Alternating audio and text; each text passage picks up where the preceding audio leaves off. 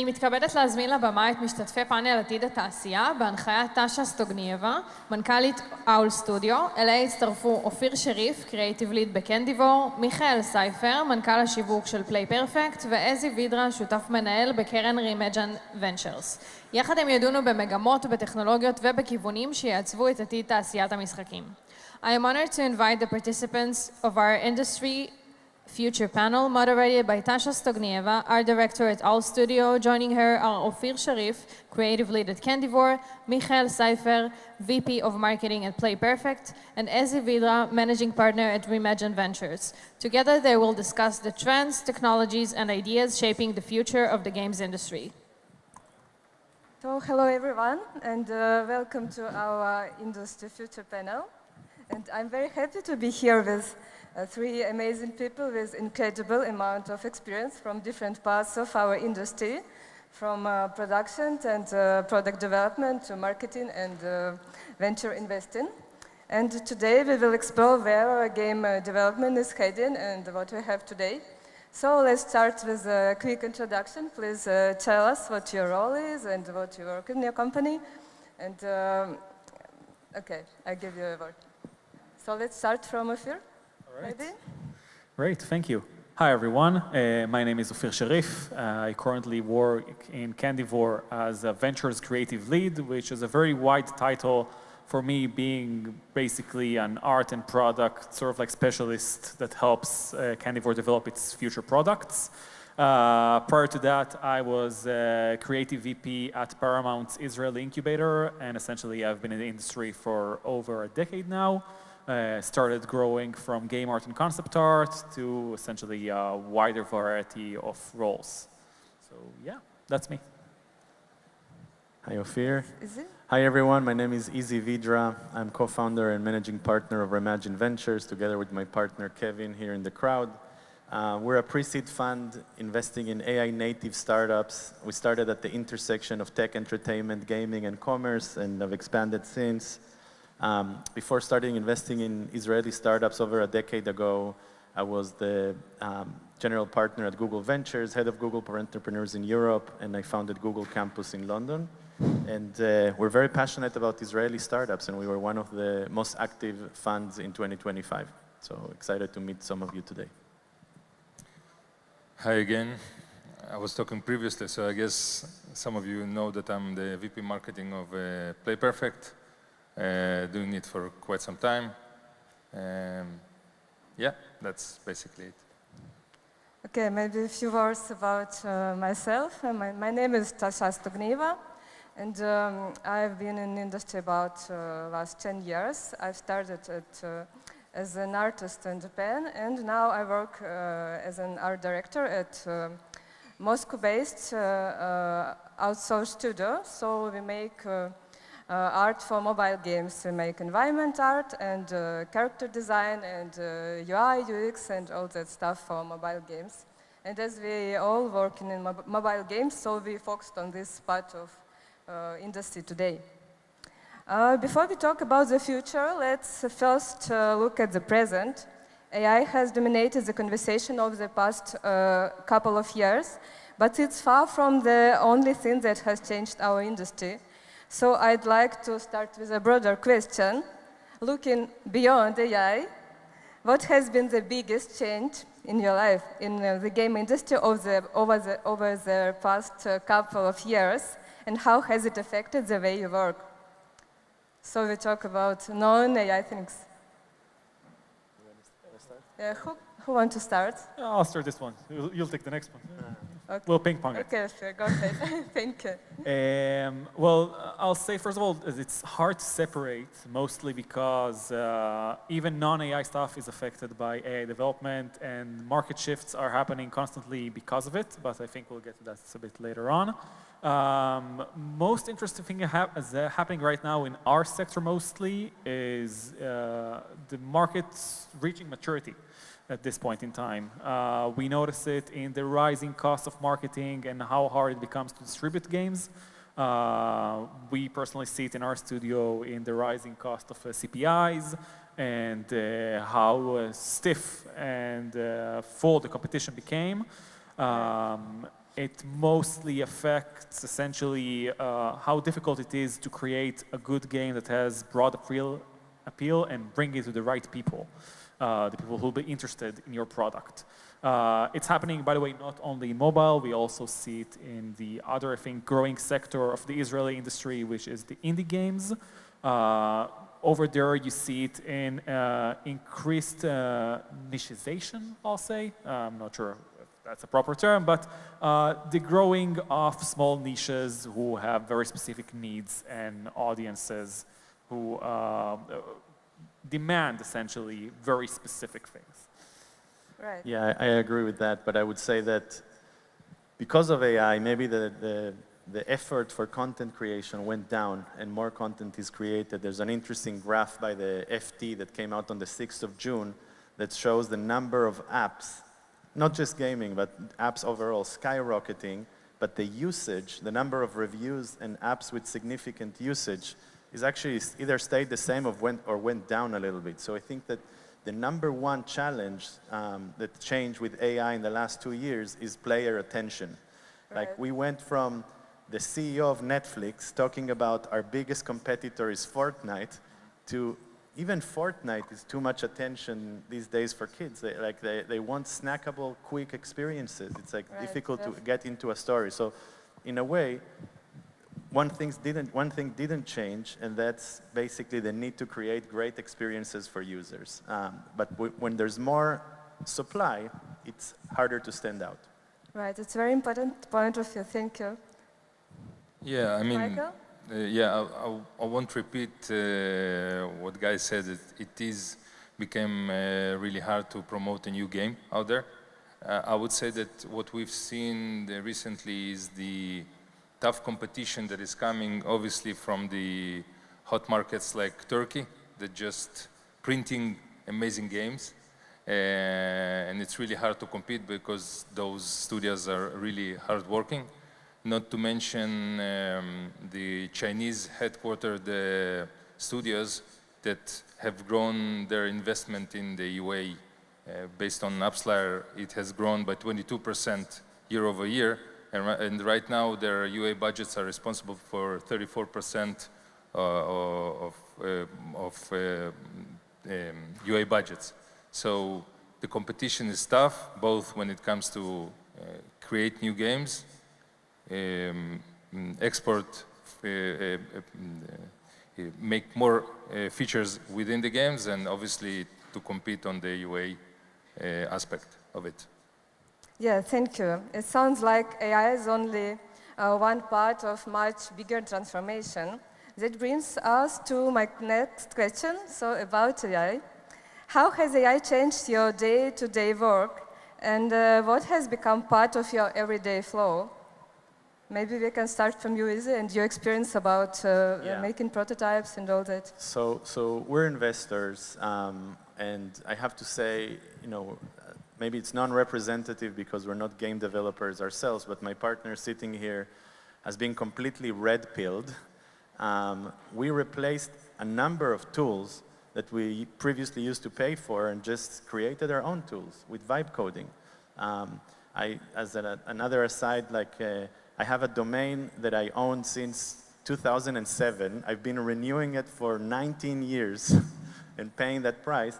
And I just waited for vibe coding to finally launch it, israelvc.com. So the change starts from within. You start getting exposed to these tools, you understand that basically software creation is no longer a challenge. And anyone can create anything, and it's, go on X and you see on Twitter a bunch of people creating games with a single prompt.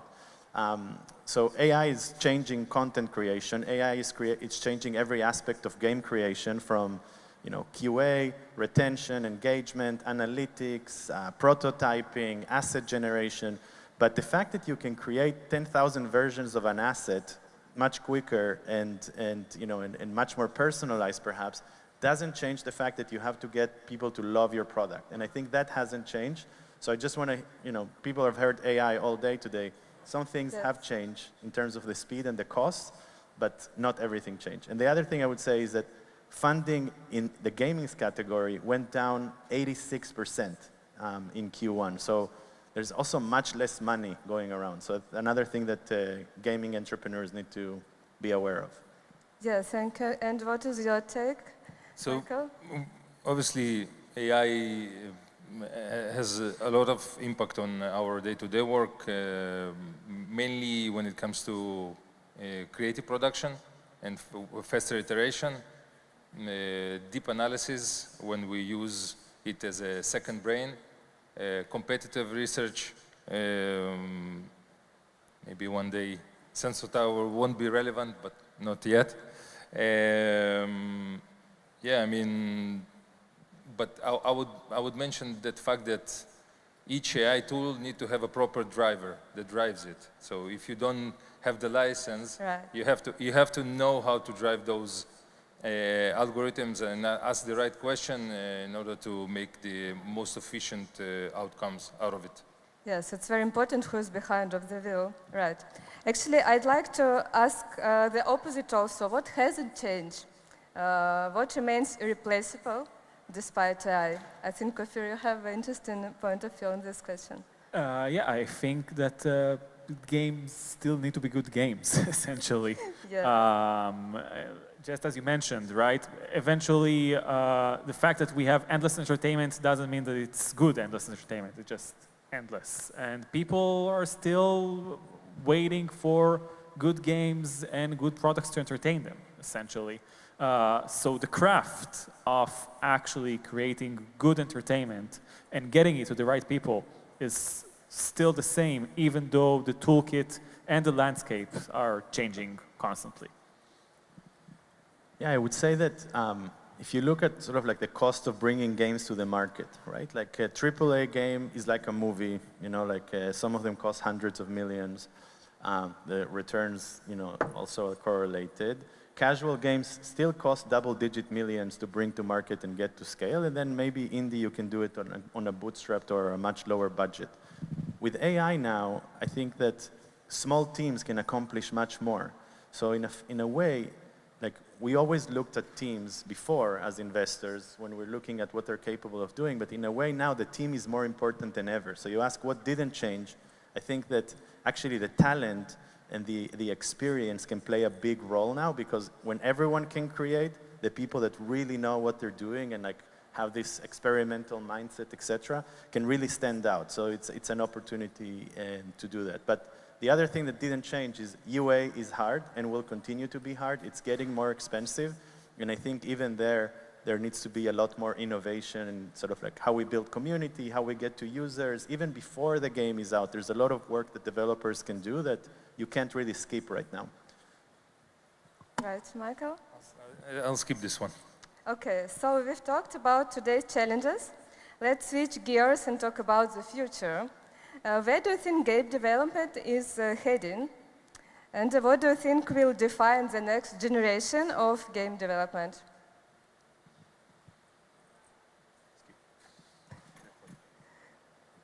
Yeah, I'll take this one. I think, just as you mentioned, the teams are what makes a great differentiator. So it's definitely smaller teams where I think the highest, well, maybe most important quality is taste and understanding of their core audiences, right? Essentially, you don't need to have a very good team. You need to have a team who understands what sort of game they're creating. They need to really understand it. Exactly, and whom for. So I think it really plugs well to what you just mentioned. So I want to plug in one of our companies here because I think it's very relevant. But we invested in a company called Playo. And these are guys that are super experienced. They train their own model in creating a game from a prompt, you know, based on training it on, you know, thousands of hours of gameplay. And I think games are, you ask where games are going in the future, I think they're going to be much more personalized versus something that was pre-packaged and delivered to an audience, and then you find the audience that likes it. You might be able to remix and create games that are based on what you like. And the other thing that I'm really excited about is world models, especially like playable world models, where, I don't know if you guys have seen on social media those examples where you have like a cockroach in the New York subway and you're navigating the trash and the rats and like trying to get away from enemies. That's something that maybe 5 years ago was inconceivable because it would be too expensive. And today you can just with the essentially with sophisticated AI, you'll be able to just play a world. And I think I'm really excited about where that's going. So what skills do you think will be most valuable for students next 5 years, actually? What will be so much important to stand at this market now? The question was how to stand out. Yes. Skills. I think the skills. I mean, I think the skills remain the same. People need to be. Again, I mentioned it in my presentation. Have to be adaptive, hungry, have this small amount of FOMO always sitting on their shoulder, trying to find new things to learn. Adaptive. That's pretty much it. And how do you think, Ophir? What do you think, what will help students stand out? Because the industry becomes more competitive, and in this situation, what students have to do? Actually, I think it's a question more for you than for me, because as distribution is the biggest challenge right now, I think the way to stand out is one of two things. It's two things at once. One is, of course, a core team who is agile, has taste, understands what they're trying to create, and then creates it. And then you need to get it to market. And that is the biggest challenge right now. So definitely a team who understands their distribution funnel as well and how to approach their audiences. So I'm going to be a bit more generic, and I hope it, if there's students in the crowd, and I really want to answer the question, but I started my career as an intern, and we always have taken interns, at least 1 or 2 per year. And I think the skills that you need to stand out in gaming are not different than any other profession, but especially now, it's the things that don't cost money. Like be on time, be prepared, be curious, work hard, experiment, and especially with AI, it's like all the tools are at your disposal. For like $20 a month, you have the same level of development talent and the person next to you. Maybe people can pay a little bit more, but nevertheless you can do stuff, you can build stuff, you can get yourself out there. And I think if you want to get into gaming, the best way is to get your hands dirty and try things yourself. So if you could give one piece of advice to studios preparing for the next 5 years, what would it be? Yeah, I mean, for the future, I would say that at least from the marketing perspective, it's funny when I say marketing, but each marketing need to have a good product to promote, because he can do everything the best, but if the product won't be strong, so in the future we will still need a good product as to be able to promote, as I mentioned. This is one. Two, follow the trends and try to test different channels, have a healthy media mix of channels, try to decrease the CPI, understand the whole funnel, where are the drops, and try to optimize each and every step. That's my 2 cents. I think gaming is more data-driven than many other tech verticals. Like if you look at even fintech, like gaming optimizes every pixel on the screen. So I think having that sort of like understanding of the analytics and industry benchmark and understanding what's good is really going to work in your advantage if you're wanting to get into the industry. So I would say the best thing is go and learn from the people that already are doing it at scale. It's hard advice to give right now when we hear Microsoft laying off people, and in general there's so many layoffs in the industry. But first get a good base on what gaming is, and then be entrepreneurial and try to get yourself out there. But try not to do it alone. Find the people that are going to be your collaborators that have complementary skills to you. Yes, thank you very much. I'll say a tenet we've been discussing internally in our team for a while now is firm beliefs held loosely. Basically meaning if you have an idea, if you have conviction about something, be convicted about it, pursue it diligently. And if the data shows otherwise, or along the way you encounter something that challenges that belief, be prepared to drop it and really believe in something else. So that conviction of going with what you want to create, but being flexible enough in order to change it if reality basically provides a counterpoint to it, is, I think, something that is very valuable for the future. Yeah, thank you very much. What I think is important is to invest in people who can really think, not just produce, because technology changes fast, but creativity and good judgment, good taste is very important always. So I think it was my last question for you, and thank you everyone, and thank you to our panelists. Maybe someone has a question to you also. They will be happy to hear. What about our audience? Are you alive there? There's a question there. Okay, I can see because of light, sorry. So please.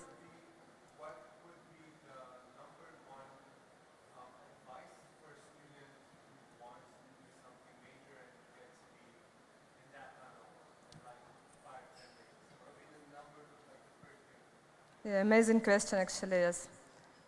Our next generation. I'll take this one, but you can go ahead. Build things. I think this is the number one thing that you need to do in order to like both prove yourself, learn stuff, and advance your career. Go ahead, build a small game, build a medium game. Just start doing stuff, and don't do it tomorrow. Do it today, even while you're studying. A better portfolio will improve your career. The things you learn from doing the game will improve how you are as a professional, and might even drive you towards something that you ideate and produce yourself. Yeah, that's true. Actually, it's an excellent time to build great things with only very small teams, because we have so many modern tools. And yes, maybe it's that time when you can grow fast. Anyone else? Or we'll just finish? Okay, thank you very much. Thank you, everyone. Thank you.